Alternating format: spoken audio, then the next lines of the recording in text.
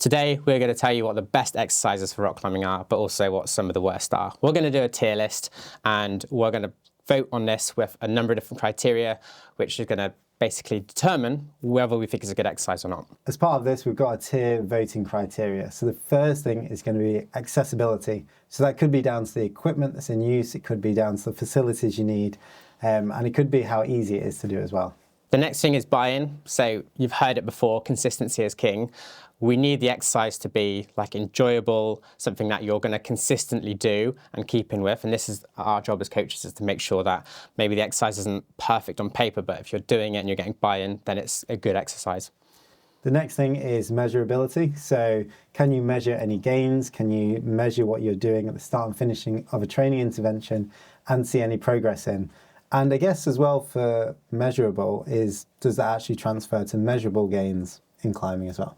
Yeah, true. It's part of the progressive overload, right? You want to be able to amplify what you're doing in your training. The next one is efficacy, which is kind of what you said there. By efficacy, I'm going to say this means it's going to transfer to your rock climbing. Yeah, maybe your numbers go up within an exercise, but are you actually seeing it transfer to your ability to do more training, or are you seeing it directly transfer to your strength on the wall? And the last one is going to be fatigue. So does it produce a lot of fatigue? Is that a useful amount of fatigue? And is it going to upset your other training as well? So just something that we take into account. And I guess what's interesting saying is these 5 criteria are the things we think about every time we write a training plan and we pick an exercise. So that's why we've kind of chosen these basics. Nice. Okay, let's jump into it. I'm going to start with one of the most popular exercises that everyone always bangs on about, the deadlift. For me, I think it's somewhere between good and okay. I'd probably go for good. The reason being is I do think it's a really good exercise. It's great for the posterior chain. It's good for building trunk stability, which transfers really well into body tension on the wall. But having seen a lot of climbers do this over the years, they do tend to struggle, or a lot of climbers do struggle with the bottom part of that lift. They can definitely develop strength in that area. But because climbers tend to have really strong backs and relatively weak quads, you end up with the climber's deadlift, which is AKA the slut drop, which fundamentally is you don't displace the bar when your legs straighten and then you stand up afterwards. So legs straighten, then hinge at the hips. Yeah, so it looks more like a straight leg deadlift. Exactly. Yeah. So that's something I often see climbers doing. And for me, obviously you can learn to do it properly, but it has its limitations. And I think there's other exercises that can produce similar results, which are really useful. Another reason why it's in the good, and I think this is where it's going to divide opinions, we were talking earlier that maybe a lot of people will say this in the God tier, is a lot of trainers and coaches will put this in the God tier. I think this is absolutely brilliant and amazing exercise. Yeah. But I know a lot of elite athletes who don't enjoy doing this exercise. They find it very fatiguing. And they feel like the transfer isn't quite as good. So I want to take a very holistic approach here. There's good training aspects of this, and there's good opinions from coaches, but there's also really valid opinions from the elite athletes that are actually performing this day in, day out. And so that's why I put it in the good category. Okay, so good, but not the best, because there are some downsides to it. Yeah. Yeah, okay, agreed with that. Overhead squat. Because I love the overhead squat. This is so tricky. This one is, for me, a difficult exercise for a lot of people. I think the accessibility on this one has been knocked straight off by most people that don't have flexible shoulders. To be able to hold it behind the crown of your head when you're going full depth, I think most people are just they're gonna need to do a lot of training just to be able to do this exercise. I would say it's a range of motion exercise and something to learn whilst you're training. It'd be absolutely up there, but I totally agree with you. We did a session the other day with all of the coaches in here, and there were several coaches that we work with that are extremely good climbers that struggle to do a good overhead squat, either due to range of motion in their ankle or in their shoulders. So I think accessibility is relatively poor, but if you were training at a low weight to increase that range, I think it's fantastic. For comp athletes, I put that up to pretty much to the top, because I think they need that range. They need to be able to perform in that range and have good body tension. For most climbers, I'd say it's an okay exercise, maybe not ideal for most people. I think if we're looking at a general spectrum, I would say this is okay. Yeah, I would maybe go not ideal just for the fact that most people won't do it. It's got We spoke about the complexities of getting like form right for a deadlift. I think that's got all of that. I think it's got the range of motion of the ankles from a squat, but now it's also got range of motion from the shoulders. I think talking like about an advanced athlete which has got a good training history and has done some of the derivatives, then what you can do is get rid of a bunch of derivatives and give them one exercise which hits a bunch of areas all in one. And then it's like, in a way, a much better exercise. But I think the amount of training that has to go into it for particularly a climber that's had a long career of not lifting and just got that climber's build, that like hunch, I think I struggle so much with it. I'm going to go not ideal for this one.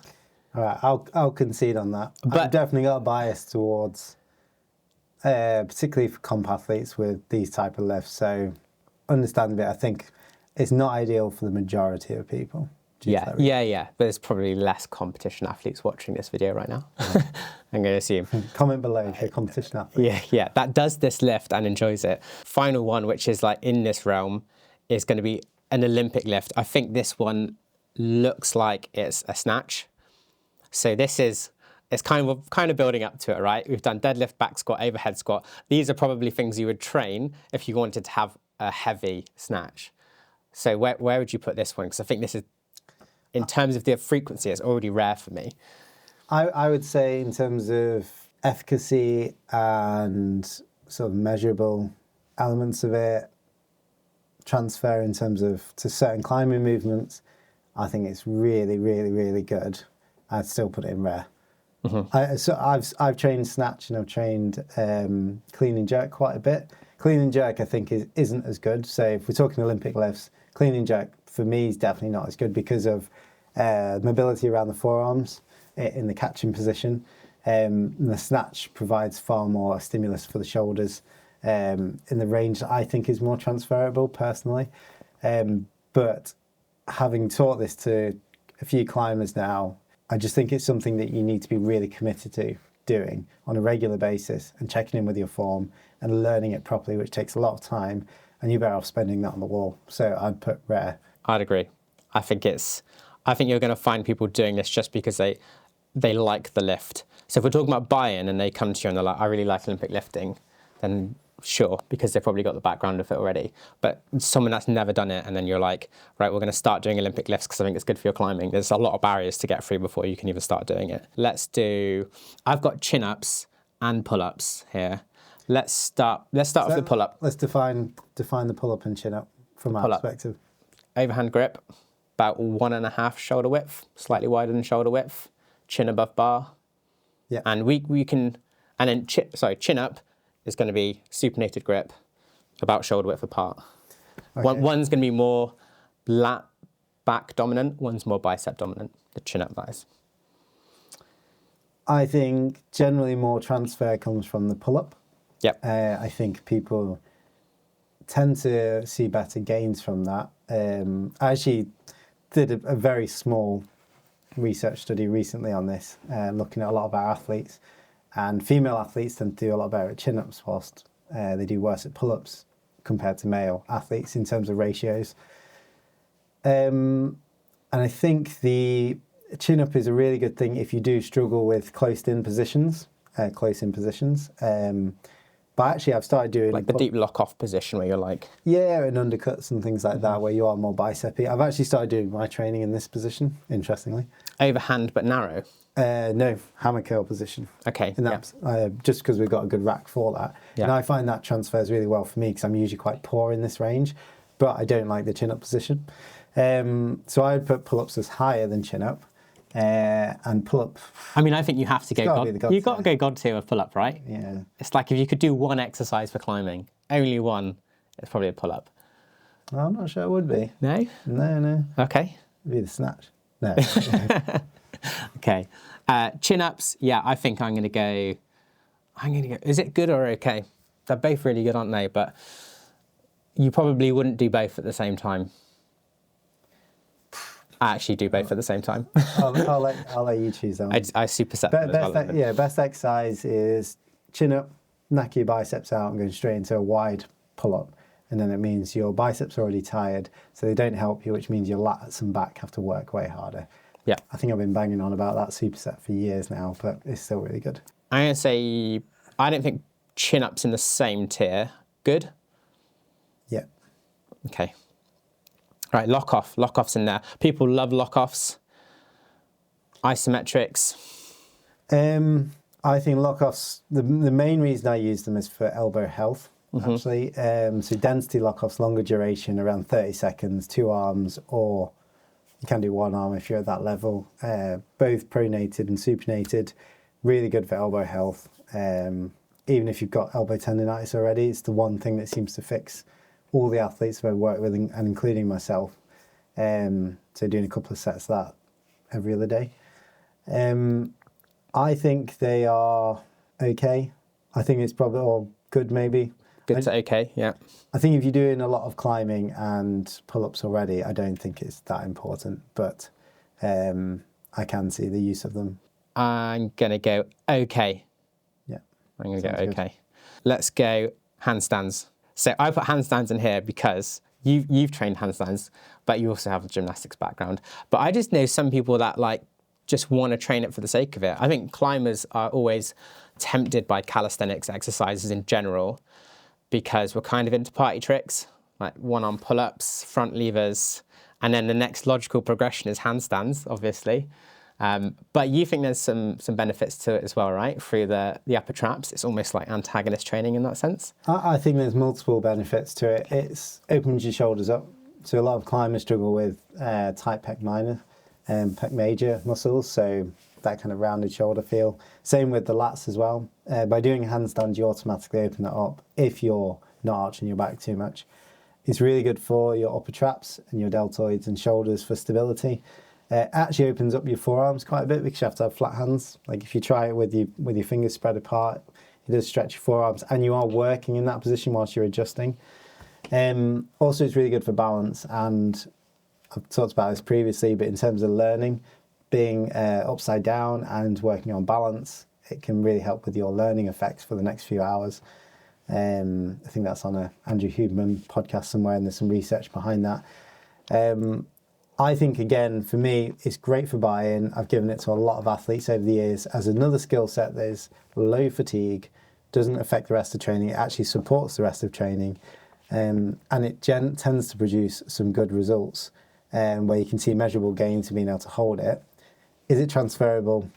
Not a huge amount other than those range of motions. So I'd say it's okay. Okay, yeah, I'll let you take the lead on this one. I've never done handstands with any clients, but I do see the benefit, and I've done lots of like shrugs and neck stuff, and lots of climbers struggle with the neck at times, including myself, and shrugs have really helped, and this is that full shrugging position. Okay, next one, I'm sure I've got face pulls in here somewhere. So I think, what would you say for face pulls? If this one's good, where do face pulls go? I think good or okay, actually. Mostly because... I was going to go God tier. You're going to go God tier? Yeah, I love face pulls. But I think it's hard to get the banding right. It's not measurable because of that, unless you've got a cable machine, which is hard to be accessible for. Yes, you do work, you rotate a cuff in both those ways, but I think people tend not to feel like the transfer as much, or they don't know if they're improving. I've done it with like a rings or a TRX in the past, and it's really hard to keep it measurable because you change the angle of your body on any given day. And whilst the seated rotator, you can like change the 1 kilo or half kilo at a time and just improve, so you can measure it. There's a similar movement. It's probably a bit easier to do with good form, but you are doing it's unilateral. So yeah, this particular picture is a banded one as well. Okay. So what you're saying, okay or good? I'd say good. Good. Okay. We'll put it equal. I've got bench press in here. I think good. You think good? You would say incline bench press is better. No, I'd say incline chest press is more accessible, and for most people anyway, and it's really applicable. I think bench press is really, really good, but I think it does have its limitation. Being if you are we've not really talked about the type of climbers actually so far. So other than comp, so if you're a muscular young male athlete, doing bench press has its limitations of you hit ceiling and then there's diminishing returns. I've seen that time and time again of whether it's like just above body weight or quite a bit above body weight, you do start to see the lack of return. The best reason for using bench press is if you want to get better at like pulling, like Josh said, in those extended positions, or you want to learn to do a one-armer, or any of those sorts of like really powerful movements. Do this for a period of time, around 6 weeks. You get fully recruited in your pecs, and that can transfer really well to climbing. And then you won't generally put on a huge amount of muscle mass on your chest, because that's one of the other limitations why I said for young male athletes who tend to put a lot of muscle on quicker is you start to increase your chest size, which has diminishing returns as well. I think for older athletes, female athletes, those who are less likely to put muscle mass on easily, I think it's a really, really good exercise. And Like it would, a year-round staple. yeah. I mean, it is borderline God tier, so what do you think? Yeah, I mean, I would probably lean towards God tier. I think like if I had to give like the simplest program, it would probably be a pulling exercise, a pushing exercise, and a hinging exercise. I think we need like one of each. And maybe we've already gone. We've kind of got that in the good though. I think if we were saying base season, you could move like rack pull or deadlift up and bench press. If you're in peak season, I wouldn't be doing bench press. Yeah. Okay. So I think there's an all-rounder. All right, I'm happy with good. I think for me, it's been definitely one that's made my shoulders feel way stronger. And like you say, that pulling when you're extended, the pec gets lengthened. That's going to actually initiate a lot of the movement. Cossack squat. Cossack squat. Yes, go on. I love Cossack. I mean, It's accessible. Yeah. Anyone can do it. It doesn't require any equipment. You can make it harder with equipment, so it's measurable. Mm-hmm. It works your range of motion really well. As someone who's relatively stiff, massive transfer to climbing with that one, I think. Yeah, huge transfer to climbing, whether it's slabs, whether it's on twofers. It works your compression strength for your legs. It works your range of motion to go on slabs. It works your dorsiflexion, your hip flexion. It works your quad strength, and it works your glute strength and your hamstring strength, really, when you're pulling over and your adductors. Mm-hmm.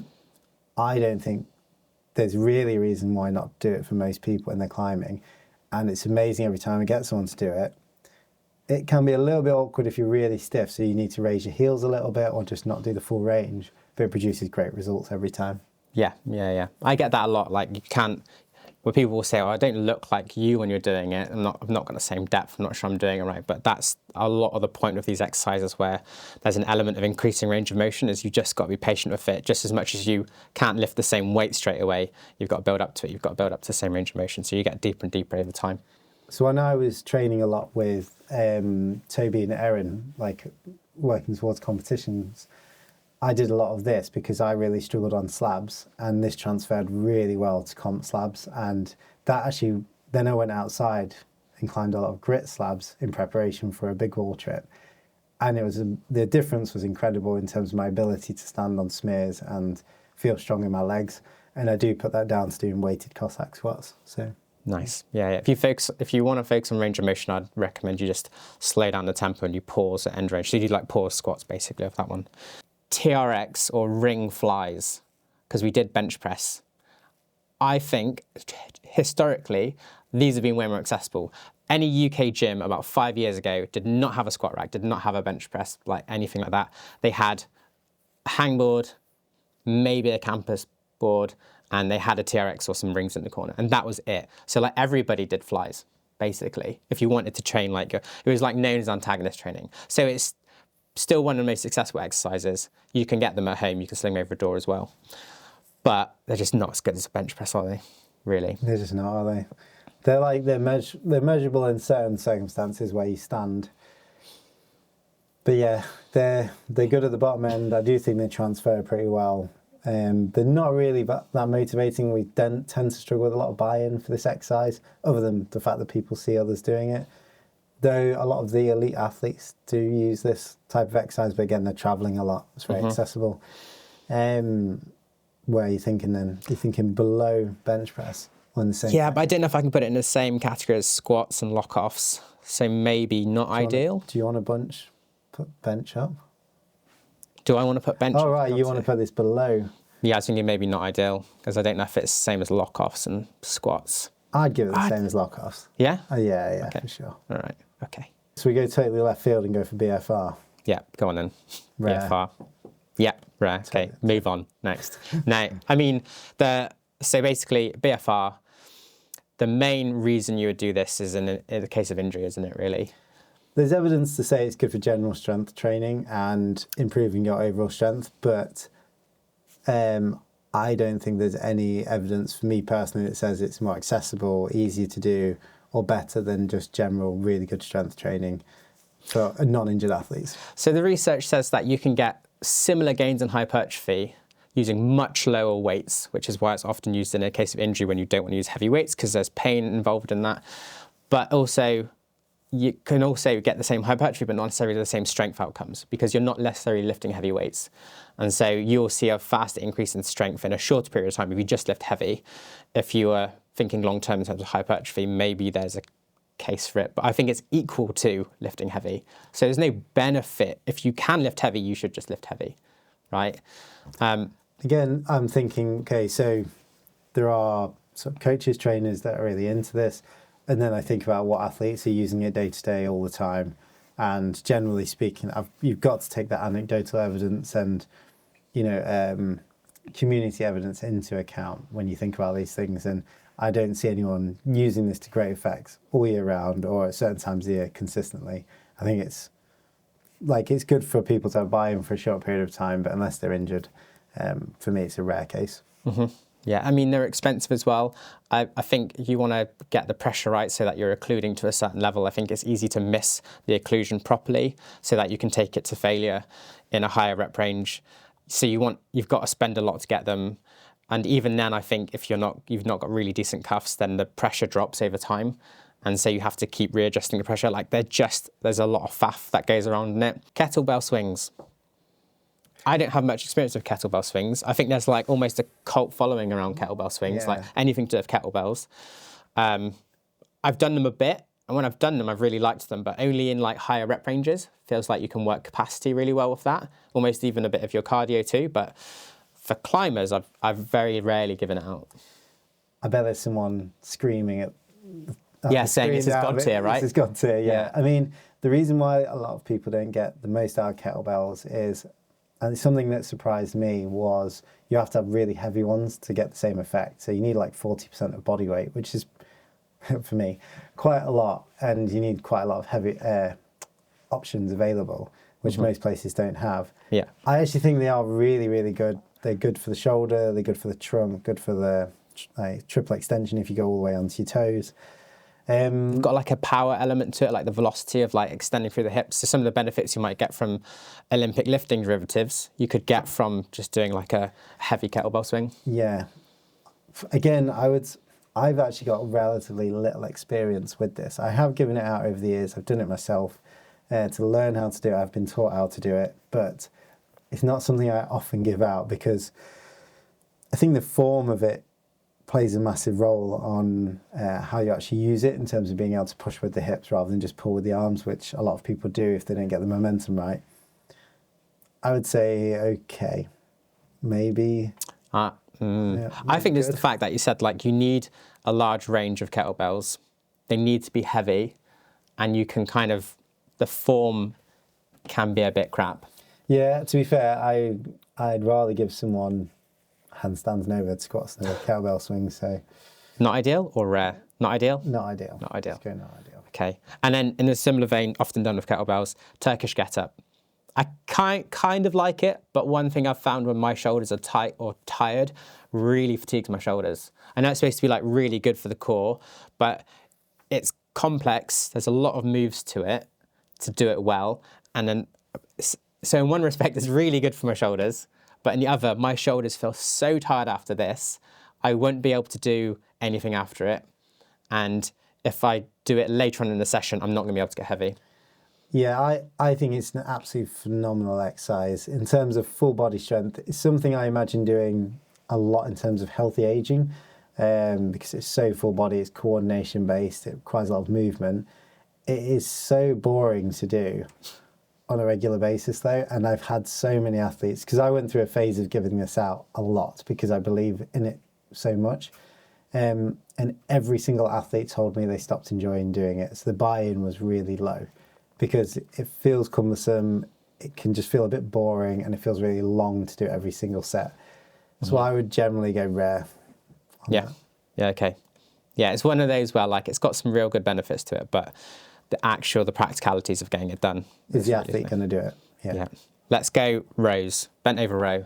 I'd say good to God tier. I think generally speaking, I'd go good because it's quite, people do struggle with the position for it. I'd say a cable row or a like dumbbell row on a bench is maybe God tier. Yeah, dumbbell row on the bench, It's 100% more God accessible. tier. Yeah, I think bent over row, I've had to describe that twice to people on the team, not the coaching staff, but other team members. Our experience of training twice this week about if you go to the belly button versus higher up, what changes in your back. So, good. Good. Okay. Shoulder press, military press. Again, limited by the shoulder. It's Shoulder easy mobility, that is. It's easy to cheat where you can pop with your legs. I think that it is maybe not the nicest movement for a lot of people. It's not bad. It's just, would I give it out to a lot of people with a barbell versus doing dumbbell shoulder press or Arnold press, which is easier, more accessible, generally speaking. I'd go not ideal. Dips. This is tricep dips on a bench. And I think that's way more accessible than actual like having a dip set up. But for me, it's not as good as dipping on like a proper dip setup. No, it's quite a strain on the anterior deltoid, I always find. And it can be a little bit on, I think in terms of like compression at the front of the shoulders, or it feels like that to me. I don't often give these out. I would rather do normal dips if people are able to do that, or train your triceps in a different position. So for me, I guess it's not ideal. Yeah, like a narrow grip, like bench press, maybe if you were trying to focus more on pressing. Yeah, I mean, mantles. Yeah, just mantling. Yeah, I would do tricep kickbacks or something like that. I just think, for me, I think it's not an ideal movement personally, but it is accessible. It's easy to do. You can measure with reps and so on. Yeah, super accessible. You do it at home on a chair, but it's just really hard to get the weight up. So if you've got strong triceps, that's going to become a bit of a rubbish exercise pretty quickly. We've got a few core ones in here. We've got a rollout, a dish hold, and a plank. So, yeah. Rollout, love it. I love a rollout. But it's quite hard. You can get a bit tempted to go beyond your limit and your lower back just goes... Yeah, my abs actually hurt right now from doing loads of ab rollouts last night. Yeah. I think it's not that accessible either. Not that many people have it. You can use a dumbbell or a barbell. It's pretty cheap though to buy a roller, I'd say. I bought one. I think it is good. I think probably good. I think out of the ones we're looking at here, I'm going to say it's good. Yeah. Because I think you can get the intensity pretty high, but annoyingly, it's like from knees to feet. That's a huge jump for a lot of people. So you got to like build up the rep range basically to make that leap. But I think it's... Do you think that works the core better than doing flies on the TRX? Like considering flies on the TRX gets your upper body as well. Yeah, I think that gets your lats more, I guess. But especially if you've got a weak chest and you're like shaking. Yeah, it's true. You know, and your biceps are lengthened as well. Like there's a lot of effort going into it. On you. Yeah. Let's go in good. I do like it. So. Yeah, good. Okay, hollow body hold and plank. I mean, plank is like the most accessible exercise on here, right? Everyone can do that. But for most people, it's a muscular endurance effort. When people can do it for like an hour. Yeah, I think it's okay. I would say not ideal. The thing is, it's not bad, is it? It's not like it's going to hurt you. It's normally part of like a circuit where you're doing other core exercises, but in that situation again, it's more about general conditioning and muscular endurance. There's no like direct transfer to climbing, I'd say. Yeah, I'd say. Yeah, well, there would be in terms of muscular, but not like in terms of movement because it's isometric. But I'd say not ideal because I couldn't have overhead squat and shoulder press below that. Yeah. Okay, and then dish probably goes in between somewhere. I think it's better. It's kind of something you might want to do before you do rollouts, just to learn to have like that hollow body position, which you might do in a lot of other positions. You might even do pull-ups in a hollow body position. You might want to do the rollouts. Just learning that position is really beneficial, and it is a relatively high intensity for a lot of untrained people. Yeah, and it's a really good way of assessing core strength So that's something we use just to see if your core strength or endurance is quite a good standard. As long as you don't cheat it. Yeah. Yeah. Okay. I put this one because I really like it. This is a hamstring slide. Oh, is that a one-legged? One-legged hamstring like curl. Wow. So because we don't really have any machine exercises in here. Climbers definitely need to do more hamstring curls. It's such an important muscle in climbing. Really protects the knee and has like huge performance benefits if you're doing a lot of hill hooking, a lot of rock overs, that kind of thing. Are you biased about this one? Maybe, maybe. I love a good hamstring exercise. This one I really like because if you have a slider and you do it on a carpet, or yeah, as long as it's not in a gym where like they've got really high friction floors, I think it's really good. Huffy in the UK, he spoke about holding this position at about 30-degree angle at the knee for like really maximal hamstring activation. So he will, and I always like to listen to physios because they have really good anatomy understanding as well. And as coaches, we can just often infer what they're saying and then just progress the intensity and maybe modify the exercises slightly and use it for strength and conditioning purposes. So the slide, you don't have to do concentrically. You can hold, this is what Huffy was saying, just holding that position just to strengthen the hamstrings. But the slides are really good. It's like a do-it-yourself hamstring curl at home. Where would you like it? Good. I'm really into, I do hamstring curls on a TRX actually a lot with my athletes. Okay, similar thing. It's a very similar thing. But it's a little bit more I think unstable. It is hard to get form right sometimes, but I do think it is good. I'll have that in good. Okay. Glute bridge / hip thrust.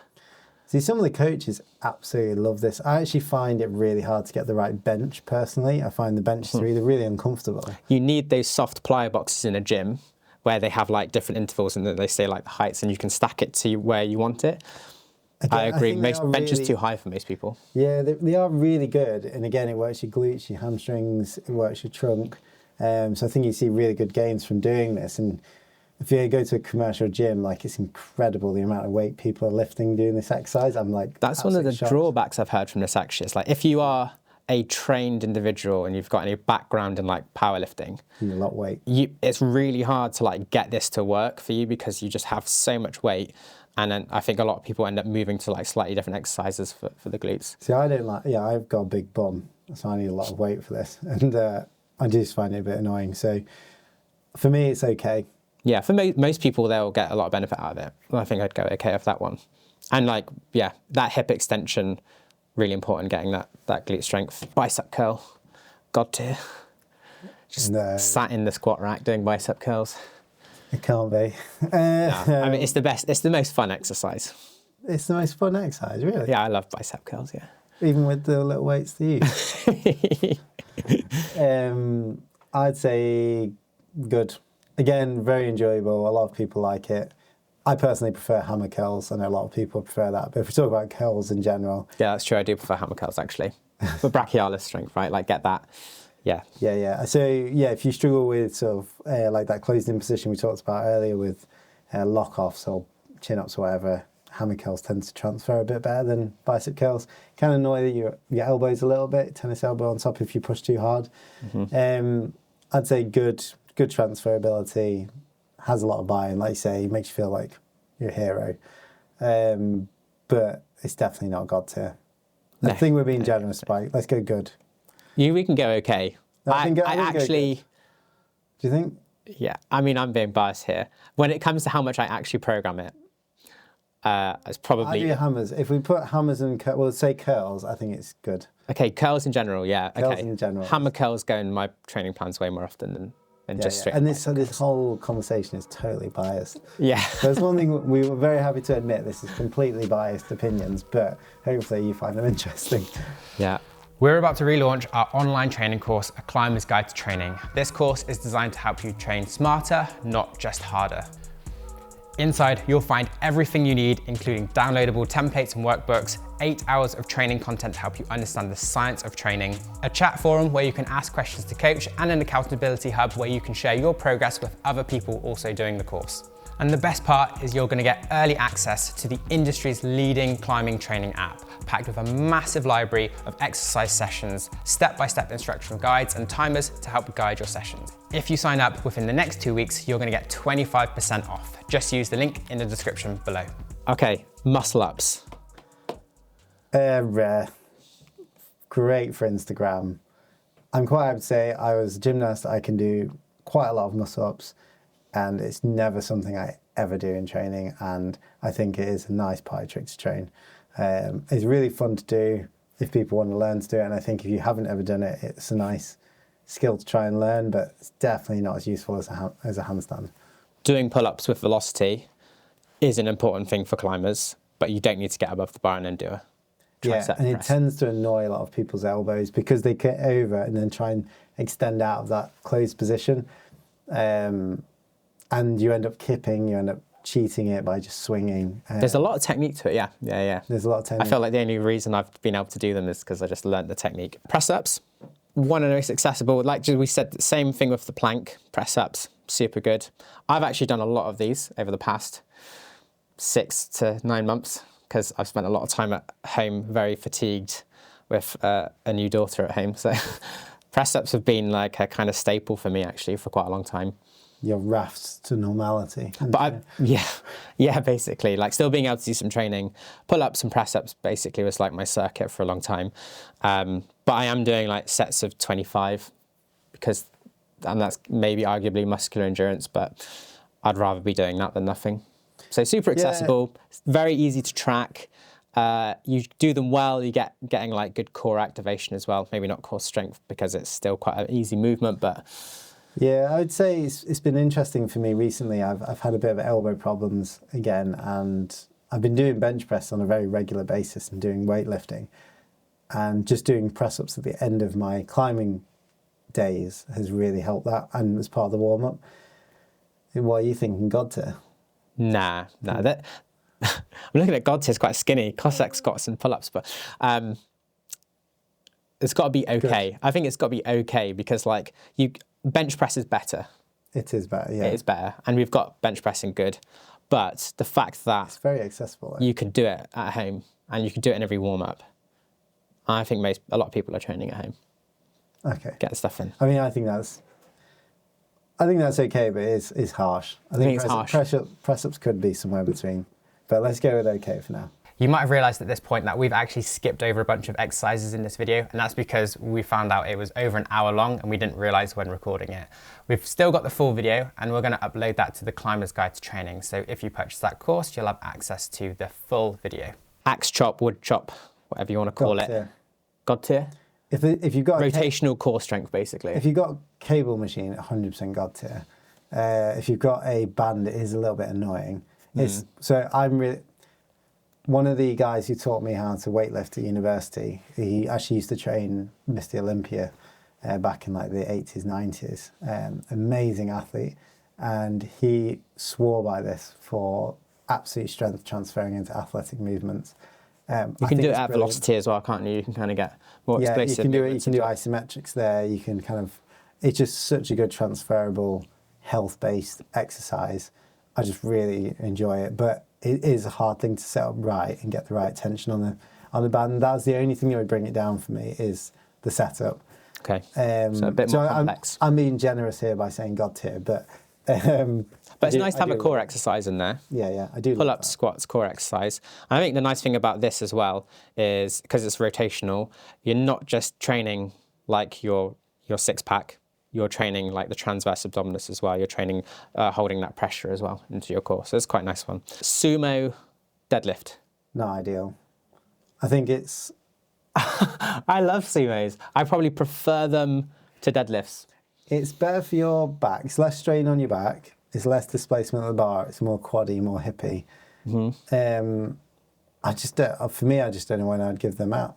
Like, I think it's a hard movement to learn to deadlift. All my clients are like, why have I got them? I give them that all the time.